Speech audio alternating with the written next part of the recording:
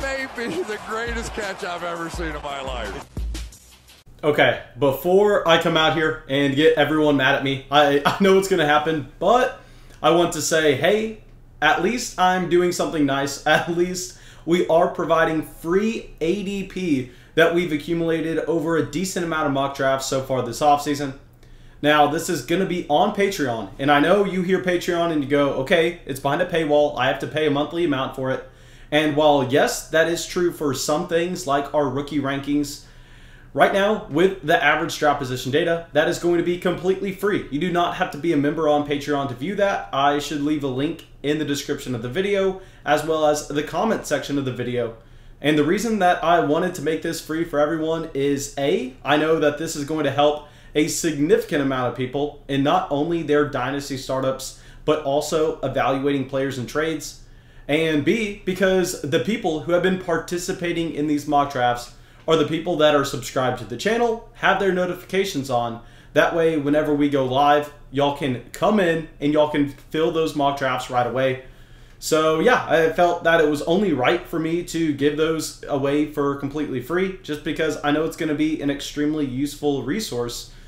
So yeah, I just wanted to give that nice announcement out. And in this video, what we are going to be doing is we are going to be going and being the wet blanket that we always are. I understand that pretty much if you want to go viral, quote unquote viral, as viral as you can get for a fantasy football YouTuber, what you want to do is you want to come out and go, oh, Javonte Williams is Alvin Kamara. Oh, Trey Lance is Lamar Jackson. You want to come out and you want to just completely go with outlier comparisons. You want to say Justin Jefferson is the next Rashad Bateman when we know that none of that's true. None of that's really helping anyone. But what is going to help people is we go through and take a critical look at some players that are being invested into highly in Dynasty Fantasy Football, like our boy, Derrick Henry, the big dog. I know, I understand.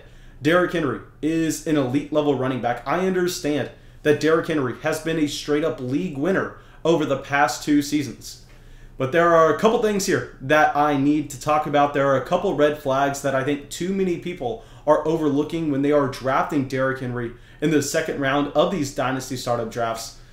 And, I mean, his value right now is sky high. I think that it would be very easy for you to go out there and trade Derrick Henry for Joe Mixon and a future first-round pick. And I don't know if that should be a realistic trade you can make. I think that Derrick Henry, we need to be a little bit more hesitant to put this insane price on him. And let's go through some of these red flags. And the first red flag that is going to be so obvious, and I know people aren't going to want to hear it because it's boring. I mean, there's nothing to say other than that. And this is going to be his age. Okay, so right now Derrick Henry is 27 years old. And I understand 27 years old for a lot of positions in football is not a big deal. I understand that if you're a wide receiver and you're 27 years old, all right, let's strap you in for another 4 years of hyper-productive seasons. But at the running back position, this just simply is not the case. I mean, if we go through, and I don't want to just focus in on the traditional examples that everybody, including myself, loves to give because they are the perfect examples of Le'Veon Bell, Todd Gurley, and David Johnson all falling off either at this age or before this age. And specifically, we can at least bring up Le'Veon Bell, where you go through and you go, okay, Le'Veon Bell, I think consensus had him as quite possibly the best running back in fantasy. If it wasn't for David Johnson, if it wasn't for Todd Gurley, they were all three there together. And if we zoom in on Le'Veon Bell specifically, 27 was the year that he completely fell off. I mean, 27 was the year that we saw him drop to 3.2 yards per carry. And we know we did not get to see him in his age 26 season, but 25, he was averaging 4.0 yards per carry while leading the NFL in overall touches. And then you go to Todd Gurley. Todd Gurley fell off way before this, but obviously that's due to the arthritis in the knee, as well as the running back position just is not the position where teams are willing to go with one guy over a long period of time, because what they want to do is they want to run you into the ground. They want to make sure they get all the juice out of you. And then, yeah, maybe you'll get that second contract sometimes. We'll get into Derrick Henry's second contract at the end of the video, and that's honestly the biggest red flag in my opinion. But if we go through and if we also want to use some examples that not a lot of people want to discuss, but let's go through the NFL right now and look at other veteran running backs and try to see where they are valued in terms of their age affecting their overall outlook by the Dynasty community. And right now, someone that has been falling significantly because of his subpar season this past year was Ezekiel Elliott, where Zeke right now is going behind Derrick Henry in startup drafts. And I don't know if we can say that this is a fair thing to do because Zeke is only 25 years old. And on top of this, we know that Zeke was given a contract where he actually has guaranteed money over the next few seasons to the point where the Cowboys, they can't go anywhere. I mean, Zeke is going to be their starting running back for the foreseeable future.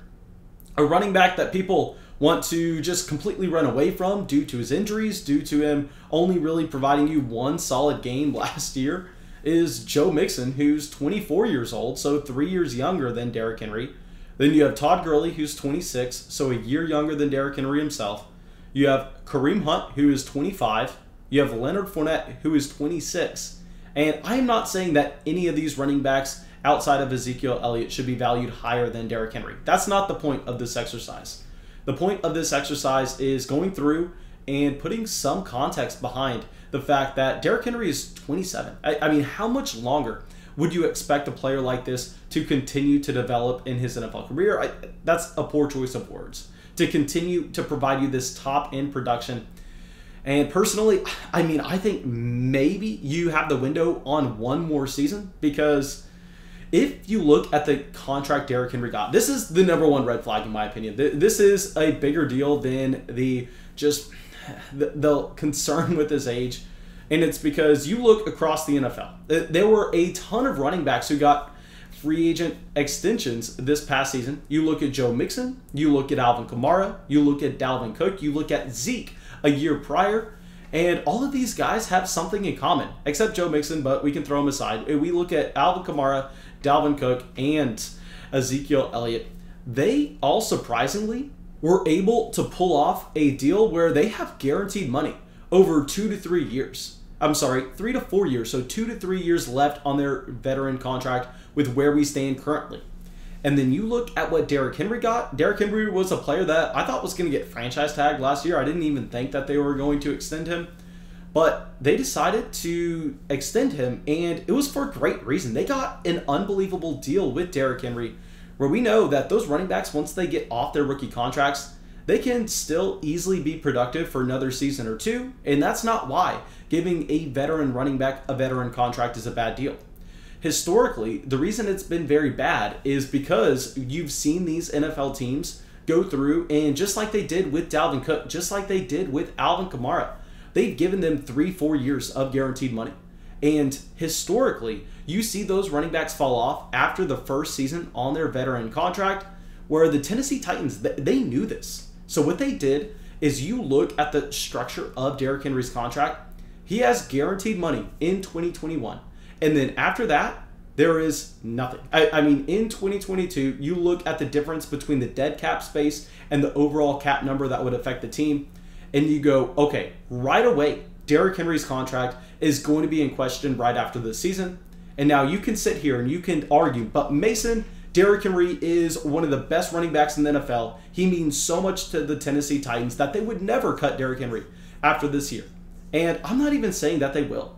But I'm saying that once you play Dynasty Fantasy Football long enough, once you see how the Dynasty market reacts to these running backs, you understand that next offseason, Derrick Henry is going to be 28 years old. Derrick Henry is going to be playing under a contract where he could be cut any day. And you go, okay, so how is the Dynasty community going to take this? And just like how last offseason, we just looked a year forward and we went, okay, Aaron Jones is going to be an unrestricted free agent coming up. We don't know if he's going to be with Green Bay Packers. Regardless of what he does in 2020, his value is going to drastically fall once we get to that offseason. And I can guarantee you that same thing is going to happen with Derrick Henry. Derrick Henry will give you production this year, but there's the downside of the floor completely falling out from him. Because unlike an Alvin Kamara, unlike a Christian McCaffrey, I mean, Derrick Henry is not going to be able to lean on the fact that he can go out there and give you 60 receptions once he ages and loses some athleticism. Now, I know we have no signs of Derrick Henry losing that as athletic profile that he currently has, but what we do have is just those historical trends time and time again of saying, okay, at this age, running backs tend to fall off, and even if they don't, a year from now, Derrick Henry will be worth less than half of what he is currently. I can guarantee you, regardless of if Derrick Henry is a top 5 running back this year, going into next offseason, try trading Derrick Henry for a top 6 rookie pick in a Superflex league. It will be impossible. I can guarantee you that. So when you're investing into Derrick Henry, it will make some sense if you are a competing team. If you're like, you know what, there's no way that I am not going to be a top 4 team in the league. My team's a little bit older. I want to make sure that we are pushing to win right away. Then yeah, if you want to keep Derrick Henry on that construction, I'm completely fine. But if right now, for whatever reason, you have a middle of the road team, or maybe you're a team that's a little bit younger and you're not ready to compete right now, there is literally no reason I would hold Derrick Henry on my roster. When you could go out there, trade Derrick Henry for Joe Mixon, who has that same 1-year guarantee left on his contract, in a similar situation that's going to be very nice with Joe Burrow under center, and Joe Mixon is 3 years younger. I know we are not saying Mixon is valuable over Derrick Henry straight up, but where the value comes in is the fact that you could possibly trade Derrick Henry for Joe Mixon and a future first-round pick, trade Derrick Henry for Joe Mixon and possibly a wide receiver like Brandon Ayuk. I mean, that would make so much sense regardless of if you're competitive this year or not. So please, let's go through and see what you can get for Derrick Henry. The last red flag that I am going to bring up is the fact that, yes, the Tennessee Titans, I mean, they have been an outlier in every single thing that you look at from an NFL level since Ryan Tannehill took over under center. And I know you can point to a couple things here.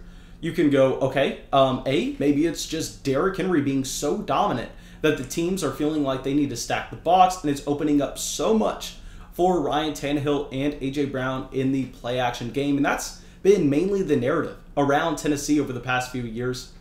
But I'm sitting here and going, okay, Arthur Smith was the offensive coordinator for this team that, by pretty much all accounts, I want to say, outplayed what their talent level was able to go out there and put up elite offensive numbers with a squad that had Ryan Tannehill, who was, I understand, trapped by Adam